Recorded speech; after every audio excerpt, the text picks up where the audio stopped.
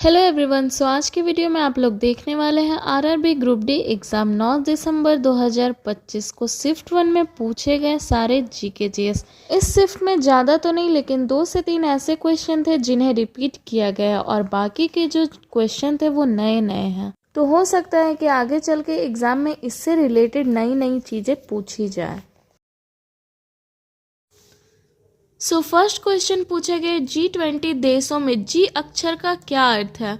तो G20 देशों में जी अक्षर का अर्थ है ग्रुप, यानी कि समूह। अगर आपसे ये पूछा जाए कि G20 का पूर्ण रूप क्या है, तो G20 का पूर्ण रूप है ग्रुप ऑफ 20।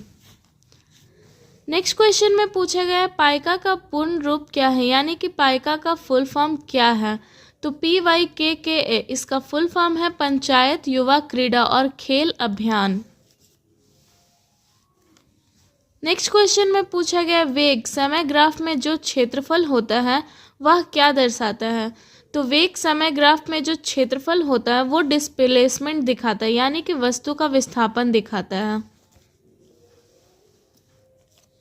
नेक्स्ट क्वेश्चन में पूछा गया ऑक्सीजन के परमाणु में कितने न्यूट्रॉन होते हैं। तो देखिए, न्यूट्रॉन निकालने का तरीका होता है द्रव्यमान संख्या में से परमाणु संख्या को घटा देना। तो यहाँ पे आपका ऑक्सीजन का द्रव्यमान संख्या होता है 16 और इसका परमाणु संख्या होता है 8। तो 16 में से 8 को माइनस करने पे यहाँ पे 8 आ गया। ऑक्सीजन के परमाणु में न्यूट्रॉन कितने होते हैं, तो 8 होते हैं।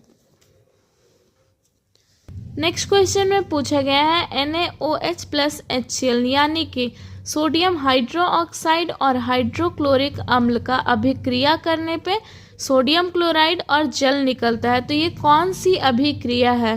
तो ये आपका उदासीनीकरण अभिक्रिया है। इसको इंग्लिश में आप न्यूट्रलाइजेशन रिएक्शन कहते हैं, लेकिन ये आपका ऑप्शन में नहीं दिया हुआ था। ऑप्शन में दिया हुआ था साबुनीकरण, इसलिए ये आपका करेक्ट आंसर होगा।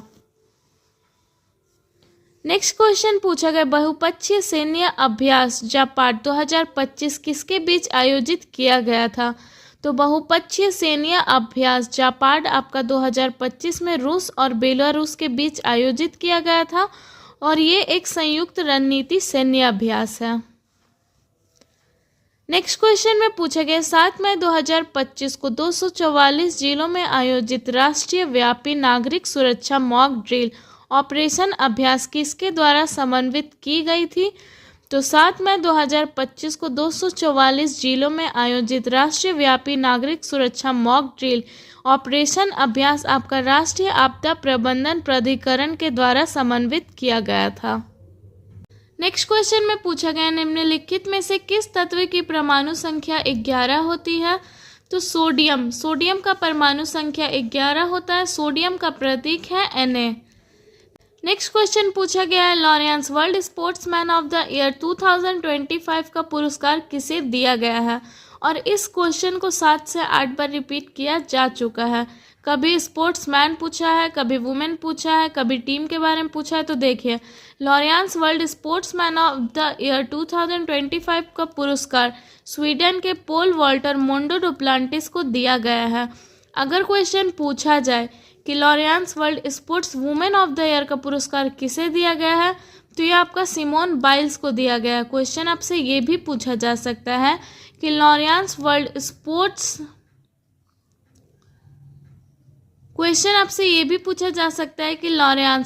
Sports team of the year का पुरस्कार किसे दिया गया है। तो ये आपका रियल मैड्रिड टीम को दिया गया है।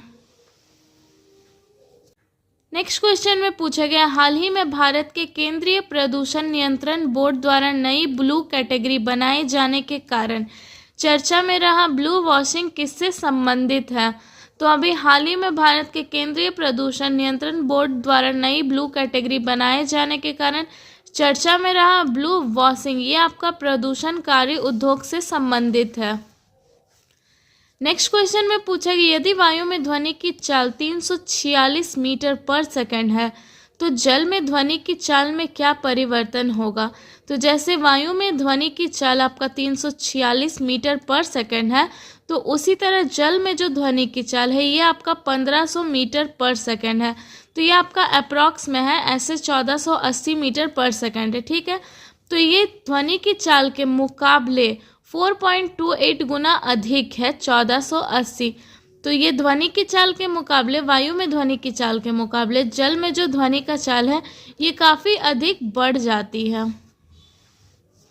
नेक्स्ट क्वेश्चन में पूछा गया निम्नलिखित में से किसमें आंतर अणुक आकर्षण बल सबसे अधिक होगा। तो ये आपका लोहे के छड़ में आंतर अणुक आकर्षण बल सबसे अधिक होगा।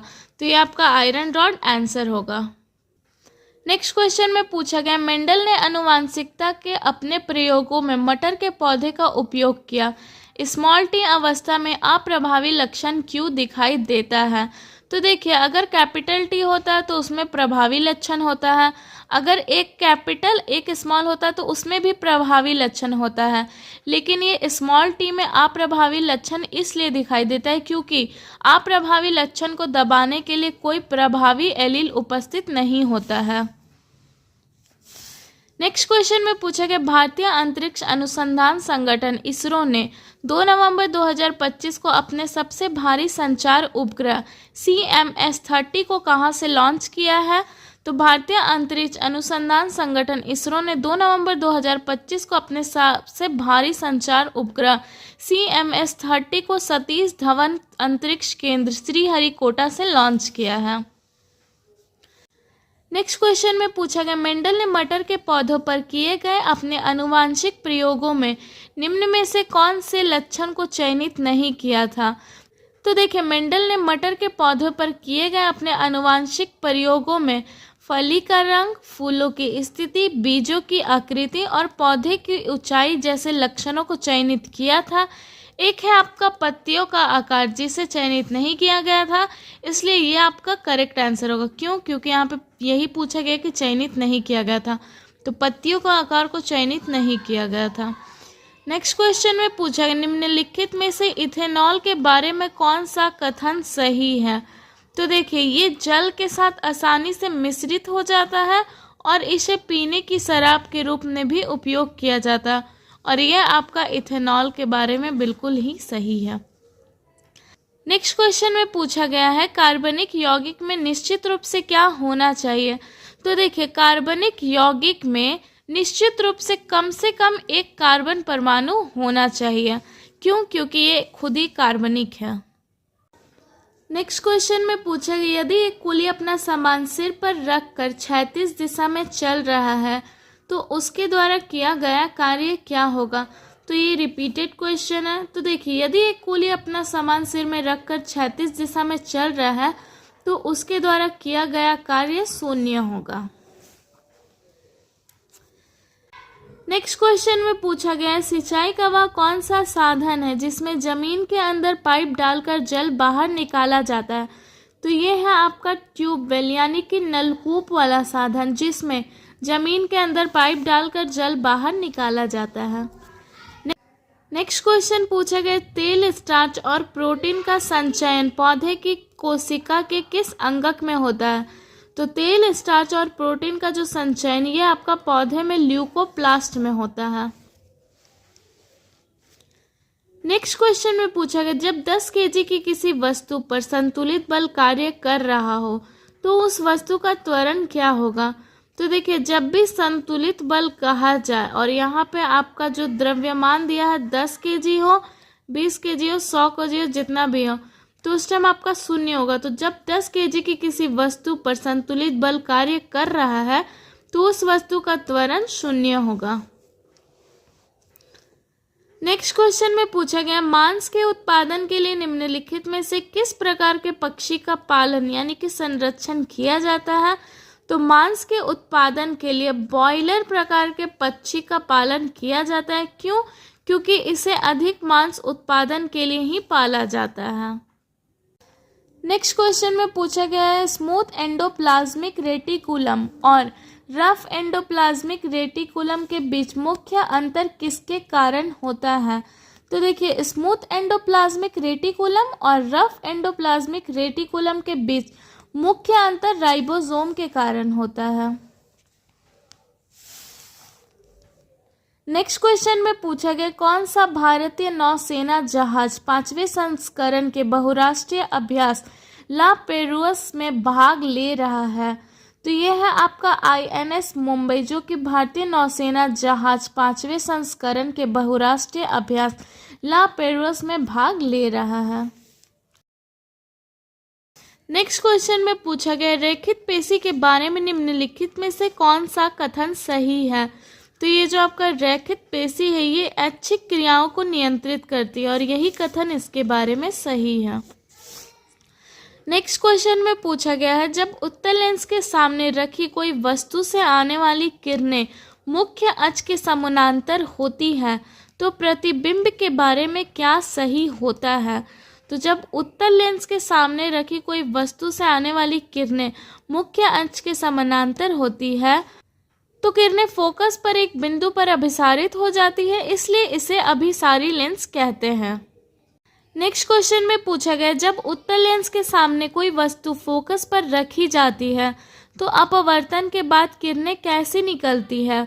तो देखिए जब उत्तल लेंस के सामने कोई वस्तु फोकस पर रखी जाती है तो अपवर्तन के बाद जो किरणें निकलेंगी ये आपका मुख्य अक्ष के समानांतर निकलेंगी।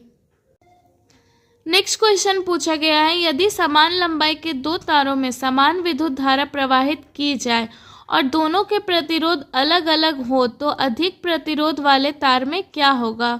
तो देखिए जब भी समान लंबाई के दो तारों में समान विद्युत धारा प्रवाहित की जाएगी और दोनों के प्रतिरोध अलग अलग होंगे तो अधिक प्रतिरोध वाले तार में अधिक ऊष्मा उत्पन्न होगी। नेक्स्ट क्वेश्चन में पूछा गया समान पदार्थ से बने दो तारों में किस तार का प्रतिरोध सबसे कम होगा। तो तार तो समान पदार्थ से ही बने लेकिन जो भी तार छोटा और मोटा होगा उसमें प्रतिरोध सबसे कम होगा। नेक्स्ट क्वेश्चन पूछा गया किस विभेदित जीव में अपने कायिक भाग से नए जीव का निर्माण करने की क्षमता होती है। तो ये है एक आपका प्लेनेरिया और एक है हाइड्रा। इनमें अपने कायिक भाग से नए जीव का निर्माण करने की क्षमता होती है। अब इन दोनों में से आपका ऑप्शन में जो भी होगा वो करेक्ट आंसर होगा। नेक्स्ट क्वेश्चन पूछा गया निम्नलिखित में से पूर्ण रूप से विभेदीकरण किस प्रक्रिया में होता है। तो पूर्ण रूप से विभेदीकरण आपका कोशिका विभेदन प्रक्रिया में होता है और ये सारे क्वेश्चन आपका 9 दिसंबर का फर्स्ट शिफ्ट में पूछा गया है जिनमें 2 से 3 क्वेश्चन ऐसे हैं जो रिपीट किए गए हैं और बाकी इसमें क्वेश्चन नए नए हैं तो इनसे रिलेटेड और भी क्वेश्चन पूछे जा सकते हैं।